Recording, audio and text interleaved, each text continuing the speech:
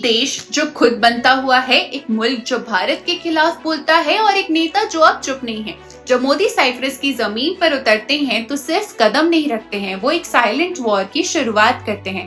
Cyprus एक छोटा सा आइलैंड नेशन है, लेकिन जियोपॉलिटिक्स की दुनिया में इसकी पोजीशन एक एक्सप्लोसिव ट्रिगर की तरह है।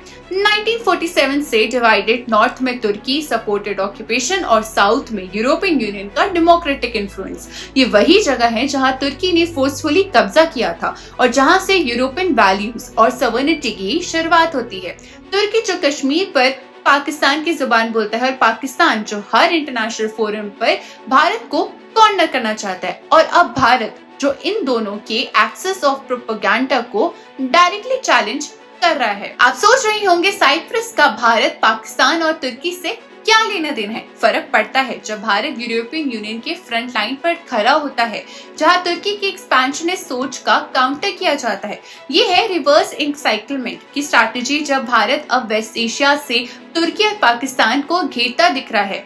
मोदी की मुस्कान के पीछे एक क्लियर डिप्लोमेसी है, जहां एक तरफ भारत फ्रेंडशिप का हाथ बढ़ाता है तो दूसरी तरफ स्ट्रैटेजिक ब्लॉक्स को साइलेंट कर देता है। डिफेंस, साइबर सिक्योरिटी और एनर्जी के एमओयू सिर्फ एग्रीमेंट नहीं, ये है जियो स्ट्रैटेजिक एक्सेस की बुनियाद है।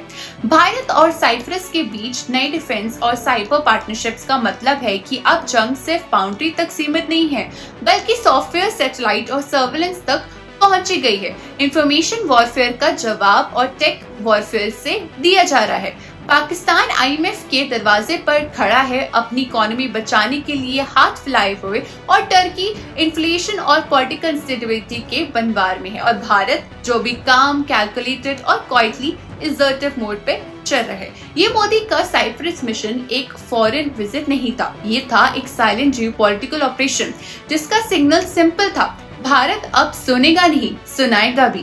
भारत अब दिखेगा नहीं, खेलेगा भी। और जहां तुर्की और पाकिस्तान जैसे मुल्क इंटरनेशनल चेस बोर्ड पर एक एक मूव सोच रहे हैं, वहां भारत कोई मूव करके चेकमेट देने के मूड में है। एक नए भारत की फॉरेन पॉलिसी डिप्लोमेसी भी करेगी और दुश्मन की स्ट्रैटेजी को क्वाइटली डिसमेंटल भी करेगी।